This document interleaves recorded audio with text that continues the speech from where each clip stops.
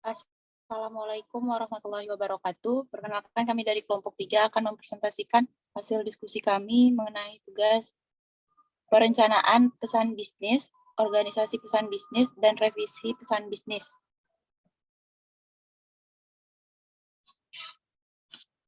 Adapun anggota kelompok kami, yang pertama yaitu Sri Dayanti Ahsan dengan NIM 110, yang kedua Esli Indri Ratna Pratiwi dengan NIM 143, yang ketiga Ana Masudah dengan NIM 153, yang keempat Anggun Firdayanti dengan NIM 154, yang kelima Amalia Anggriani dengan NIM 156. Untuk materi yang pertama akan disampaikan oleh rekan kami yaitu Sri Dayanti Ahsan.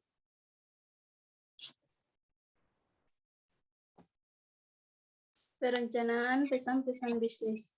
Perencanaan pesan-pesan bisnis yang akan disampaikan kepada pihak lain merupakan langkah strategis bagi pencapaian tujuan organisasi secara keseluruhan, sekaligus merupakan salah satu faktor menentu keberhasilan dalam menyampaikan pesan-pesan bisnis. Perencanaan pesan-pesan bisnis yang baik diharapkan dapat menjawab sebagai pertanyaan seperti apa pesan-pesan bisnis yang disampaikan kepada pihak-pihak lain. Bagaimana menyampaikan pesan-pesan bisnis, mengapa pesan-pesan bisnis itu perlu disampaikan, dan kapan pesan-pesan bisnis itu disampaikan kepada pihak lain.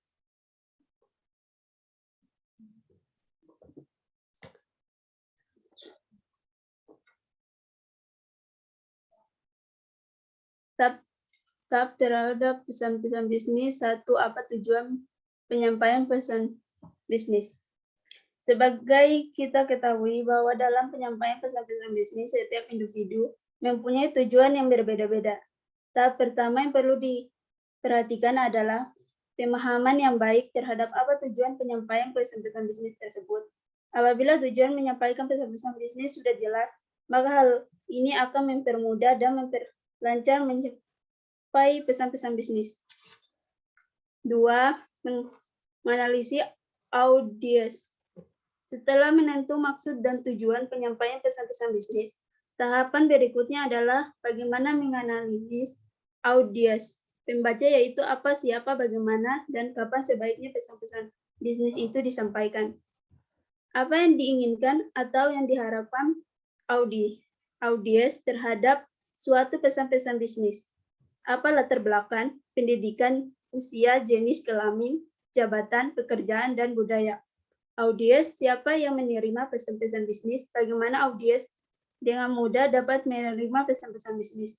Kapan sebaiknya pesan-pesan bisnis disampaikan kepada audiens dengan pemahaman yang tepat terhadap audiens akan dapat mempermudah dan memperlancar penyampaian suatu pesan-pesan bisnis.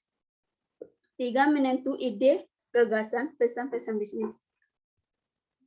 Setelah menganalisis audiens, tahap berikut adalah menentu ide, gagasan, atau pesan-pesan bisnis yang ingin disampaikan kepada pihak lain. Di sini, hal yang menjadi fokus adalah apa substansi dari pesan-pesan bisnis yang ingin disampaikan kepada pihak lain, yang tentu saja sangat bervariasi tergantung pada maksud dan tujuan dari penyampaian pesan-pesan bisnis tersebut. 4. Membuat outline pengorganisasian pesan-pesan bisnis. Tahap terakhir adalah menentu perencanaan pesan-pesan bisnis adalah membuat outline pengorganisasian pesan-pesan bisnis. Pembuatan sebuah outline pada dasarnya mencakup tentang poin penting pada yang ingin disampaikan kepada pihak lain serta bagaimana tata urutan yang logis dan sistematis. Pengorganisasian pesan-pesan bisnis yang baik, runtut, dan logis akan mempermudah pemahaman pesan-pesan bisnis bersangkutan. Lanjut.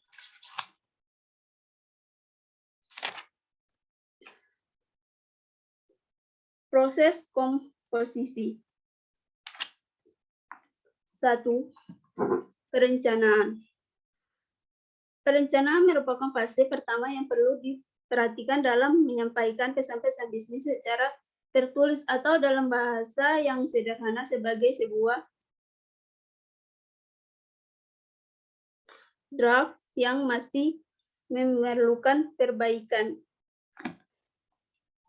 Dalam fase perencanaan, planning fase, perlu diperhatikan berbagai hal penting dalam cukup berdasar, seperti maksud tujuan, penyampaian pesan-pesan bisnis, siapa penerima pesan itu, apa ide pokok dari pesan-pesan yang akan disampaikan, dan menentu cara atau media apa yang akan digunakan dalam menyampaikan pesan-pesan bisnis tersebut. 2. Organisasi dan komposisi. Setelah tahap perencanaan dalam pembuatan suatu draft, tahap berikutnya adalah bagaimana mengorganisasikan dalam mengelompokkan ide-ide, gagasan, pesan-pesan bisnis dalam sebuah kesatuan ide atau gagasan. Selanjutnya, ide pesan-pesan bisnis tersebut disusun menjadi sebuah pesan bisnis yang dimulai dengan bagaimana merangkai kata, kalimat, paragraf, dan memilih ilustrasi yang diperlukan untuk mendukung penyampaian ide-ide pokok tersebut. 3. Edit dan revisi. Setelah ide-ide ditentukan dalam kata-kata, kalimat, dan paragraf atau alinea, perhatikan apakah kata-kata, kalimat, paragraf, atau alinea tersebut telah diekspresikan dengan benar. Seluruh maksud dan isi pesan-pesan bisnis harus ditelah kembali, baik dari sisi substansi pesan yang ingin disampaikan, bagaimana gaya penulisannya, struktur kalimat yang digunakan, hilangkah hal-hal yang tidak perlu atau tidak relevan, dan bagaimana tingkat pemahaman pesan-pesan bisnis tersebut oleh penerima pesan. Selanjutnya akan dibaca oleh Eslindri.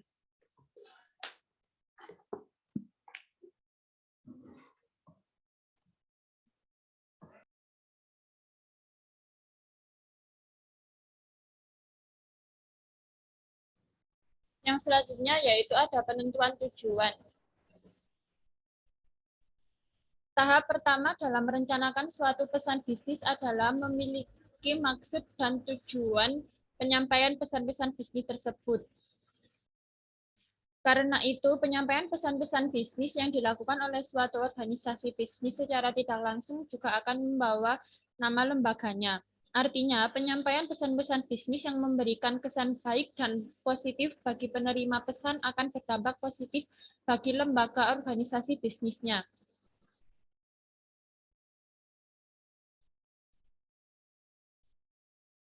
Sebaliknya, penyampaian pesan bisnis yang memberikan kesan kurang baik dan negatif secara tidak langsung juga akan berdampak kurang baik atau negatif bagi lembaga organisasinya. Sayangnya, tanggapan yang diberikan perusahaan lebih condong pada upaya pembelaan diri dan menyalahkan pelanggan tanpa merasa perlu memberikan respek dan permohonan maaf atas kekhilafan yang telah dilakukan perusahaan. Agar penyampaian pesan-pesan bisnis mencapai tujuan yang dikehendaki, maka langkah pertama yang harus dilakukan adalah menentukan tujuan yang jelas dan dapat diukur sesuai dengan tujuan organisasi. Mengapa tujuan harus jelas? Tujuan yang jelas akan membantu mengarahkan Anda mencapai tujuan yang dikehendaki. Sebagaimana diketahui bahwa setiap organisasi bisnis tentunya memiliki tujuan yang berbeda-beda, yang sangat tergantung pada jenis organisasinya. Yang kedua, tujuan komunikasi bisnis. Secara umum ada 3 tujuan komunikasi bisnis, yaitu memberi informasi, melakukan persuasi, dan melakukan kolaborasi dengan audiens. Yang pertama, memberikan informasi. Tujuan pertama dalam komunikasi bisnis adalah memberikan informasi yang berkaitan dengan dunia bisnis kepada pihak lain. Sebagai contoh, seorang pimpinan suatu perusahaan membutuhkan beberapa pegawai baru yang akan ditempatkan sebagai staf administrator di kantor-kantor cabang yang ada. Untuk memperoleh pegawai yang diharapkan, ia dapat memasang iklan lowongan kerja melalui media surat kabar, majalah, radio, dan internet. Masing-masing media komunikasi tersebut tentu memiliki keunggulan dan sekaligus kelemahannya. Yang kedua, melakukan persuasi. Tujuan kedua komunikasi bisnis adalah melakukan persuasi kepada pihak lain agar apa yang disampaikan dapat dipahami dengan baik dan benar. Yang ketiga, adalah melakukan kolaborasi. Tujuan ketiga dalam komunikasi bisnis adalah melakukan kolaborasi atau kerjasama bisnis antara seseorang dan orang lain. Melalui jalinan komunikasi bisnis tersebut, seseorang dapat dengan mudah melakukan kerjasama bisnis. Selanjutnya, cara menguji tujuan. Penentuan tujuan yang baik tentunya harus mudah diaplikasikan dalam dunia nyata. Oleh karena itu, untuk menguji apakah suatu tujuan yang telah diterapkan tersebut sudah baik atau belum, perlu dilakukan pengujian dengan 4 pertanyaan berikut ini. Apakah tujuan tersebut realistis? Yang kedua, apakah waktunya tepat? Yang ketiga, apakah orang yang mengirimkan pesan sudah tepat? Selanjutnya, apakah tujuannya selaras dengan tujuan organisasi perusahaan?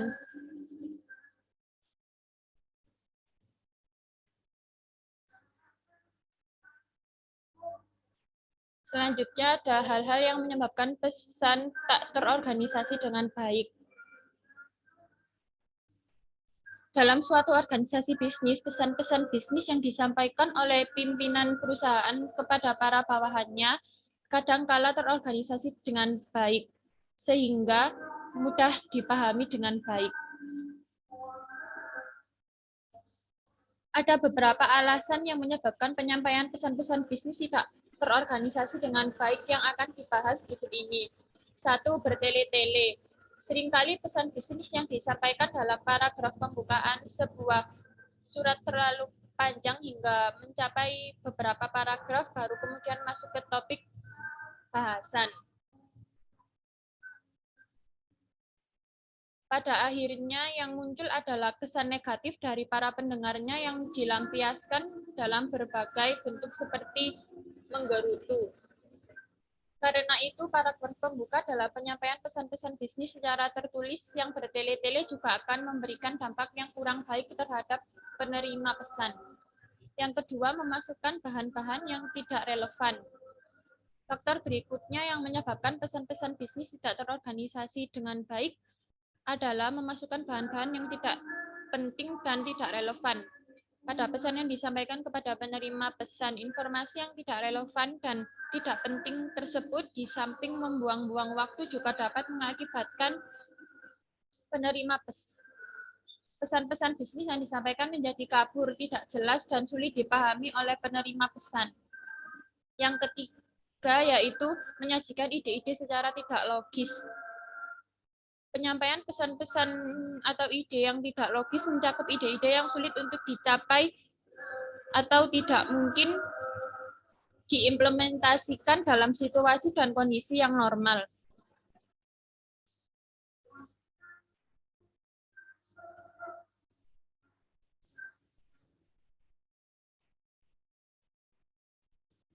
Yang selanjutnya, pengorganisasian pesan-pesan bisnis melalui outline dapat dilakukan melalui 2 tahapan. Yang pertama, mendefinisikan dan mengelompokkan ide-ide. Menentukan apa yang harus dikatakan adalah masalah mendasar bagi setiap komunikator yang harus dipecahkan. Jika materinya memang lemah dan tidak memiliki suatu gaya yang menarik, fakta yang ada akan kabur.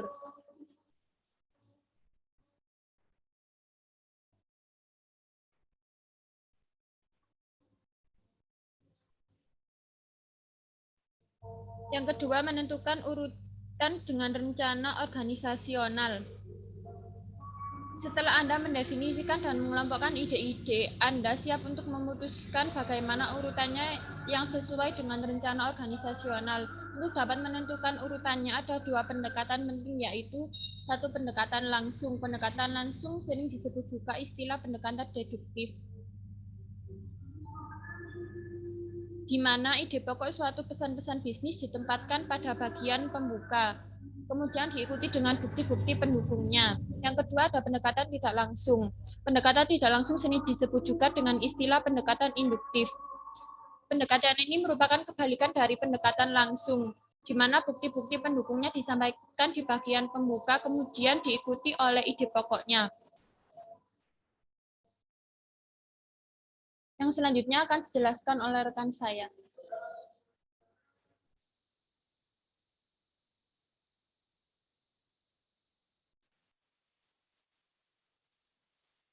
Pengorganisasian ide atau gagasan. 1.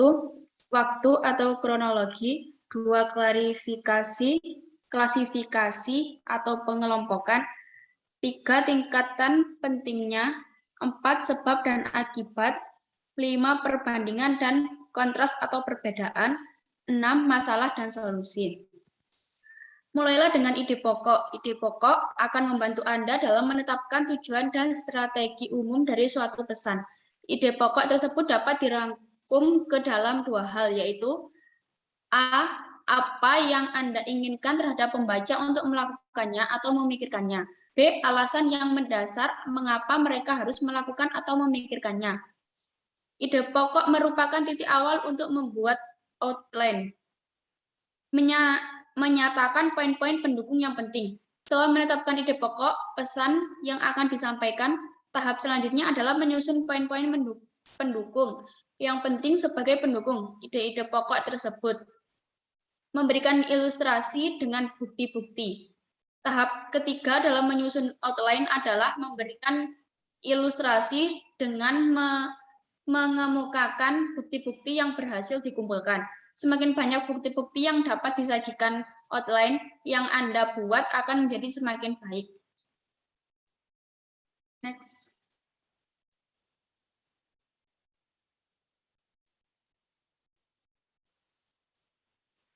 Revisi pesan-pesan bisnis. Kegiatan revisi pesan-pesan bisnis merupakan salah satu cara untuk menghindari atau mencegah terjadinya kesalahan atau kekeliruan baik, kesalahan tulis, tanda baca, maupun kesalahan fatal pada saat menyampaikan pesan-pesan bisnis kepada pihak lain. Next.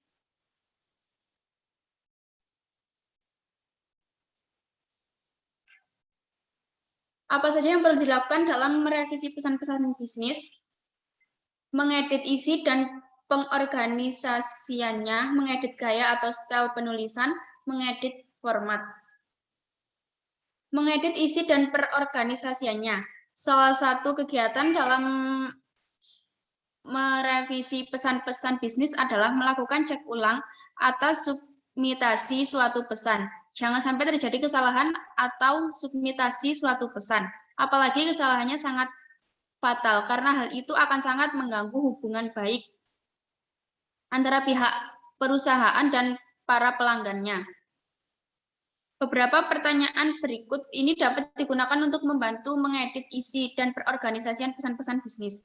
Apakah isi atau pesan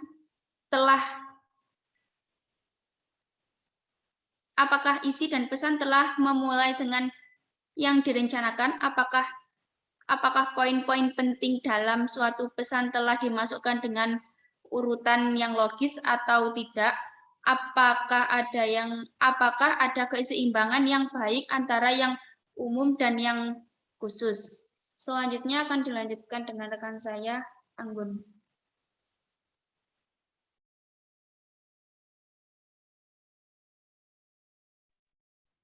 Pemilihan kata yang tepat. Yang pertama yaitu kata yang sudah familiar, kedua kata-kata yang singkat dan tepat, ketiga kata-kata yang bermakna tunggal. Pemilihan kata yang tepat merupakan cara memilih kata-kata yang akan digunakan untuk menceritakan ide atau pikiran ke dalam sebuah kalimat, agar pesan yang terkandung dalam kalimat yang disampaikan kepada orang lain dengan mudah dapat dipahami. Yaitu satu, kata-kata yang sudah familiar. Dalam menyampaikan pesan-pesan bisnis digunakan kata-kata yang sudah dikenal umum dan lazim sehingga mudah dipahami oleh pembaca. Yang kedua yaitu kata-kata yang singkat dan tepat. Kata-kata yang singkat dan tepat, di samping memilih kata-kata yang singkat dan tepat, kita juga harus menggunakan kata-kata yang dalam penyampaian pesan-pesan bisnis. Penggunaan kata-kata yang singkat dan tepat selain efisien juga mudah dipahami. Yang ketiga yaitu kata-kata yang bermakna tunggal.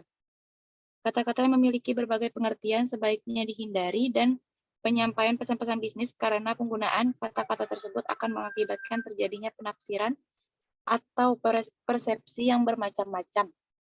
Next. Membuat kalimat yang efektif. Kalimat yang efektif merupakan bentuk kalimat yang dengan sadar.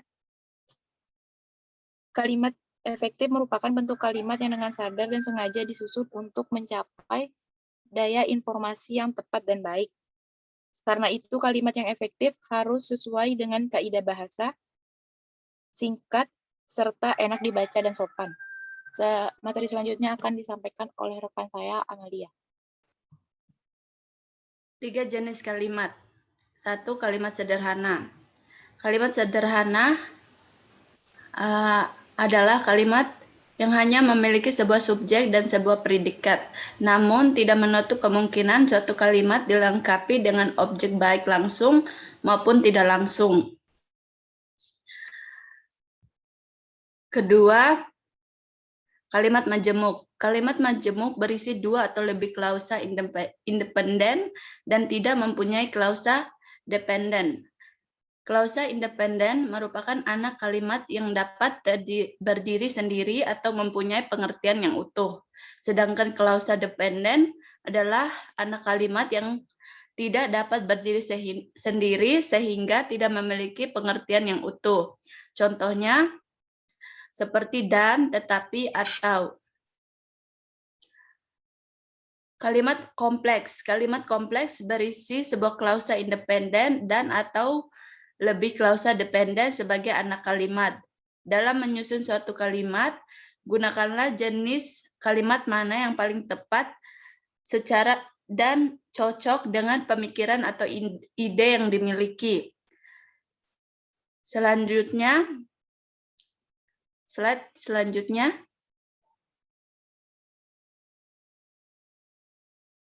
Cara mengembangkan paragraf. Cara mengembangkan paragraf secara umum ada 2 pendekatan yang dapat digunakan untuk mengembangkan, yaitu pendekatan induktif dan deduktif. Pendekatan induktif dimulai dengan mengemukakan berbagai alasan terlebih dahulu, kemudian baru dibuat kesimpulan, sedangkan pendekatan deduktif dimulai dari kesimpulan, kemudian baru diikuti dengan alasan-alasannya. Lebih lanjut, dalam mengembangkan suatu paragraf dapat dilakukan dengan yang pertama, yaitu ilustrasi. Untuk mengembangkan suatu paragraf dapat digunakan ilustrasi atau contoh yang dapat memberikan gambaran tentang ide atau gagasan umum. Pemberian contoh terhadap sesuatu topik bahasan yang relevan akan memberikan gambaran yang lebih jelas dan mudah dipahami oleh pembaca. Kedua, yaitu perbandingan, persamaan, dan perbedaan. Anda dapat mengembangkan suatu paragraf dengan cara membandingkan persamaan maupun perbedaan dari suatu pemikiran dengan pemikiran lain. Cara pengembangan paragraf ini memerlukan wawasan berpikir yang luas bagi penyampai pesan-pesan bisnis. Penyampai pesan-pesan bisnis yang memiliki wawasan berpikir luas tentunya akan dapat membuat perbandingan yang berkaitan dengan persamaan maupun perbedaan terhadap suatu pokok bahasan tertentu. Ketiga, pembahasan sebab akibat. Ketika mengembangkan suatu paragraf, Anda dapat memfokuskan perhatian pada alasan mengenai suatu hal. Mengapa hal tersebut harus dipilih atau dilakukan? Apa alasan yang mendasari suatu keputusan? Mengapa suatu keputusan tidak melalui musyawarah? Mengapa suatu keputusan dianggap cacat hukum? Apa akibatnya kalau suatu keputusan diberlakukan? Apa akibatnya kalau suatu keputusan yang baru diberlakukan dibatalkan? Keempat, klasifikasi. Paragraf dapat dikembangkan dengan cara melakukan klasifikasi atau pengelompokan ide-ide umum ke dalam ide-ide yang lebih khusus. Pola pengembangan paragraf dengan pengelompokan ini akan mempermudah pemahaman bagi pengirim pesan maupun penerima pesan. Selain itu, cara pengelompokan ini juga menjadikan suatu topik bahasan menjadi lebih terarah atau terfokus. Kelima, pembahasan pemecahan masalah. Cara lain untuk mengembangkan paragraf adalah dengan menyajikan masalah, kemudian menjelaskan cara pemecahan masalah tersebut. Cara mengembangkan paragraf ini akan mampu memberikan latihan analitis yang sangat diperlukan oleh seseorang dalam pengambilan keputusan-keputusan penting bagi suatu organisasi. Dengan kata lain, pola pengembangan ini memberikan arah yang sistematis. Suatu hal yang perlu diperhatikan dalam kaitannya dengan memberikan pengaruh kepada pembaca Anda adalah memusatkan ide atau gagasan tunggal kesatuan ide untuk setiap paragraf dan perlu tetap dijaga agar suatu paragraf singkat. Tidak ada ketentuan yang pasti berapa kalimat untuk setiap paragraf. Demikian, sudah selesai. Terima kasih. Demikian presentasi dari kelompok kami. Kurang lebihnya mohon maaf. Wassalamualaikum warahmatullahi wabarakatuh.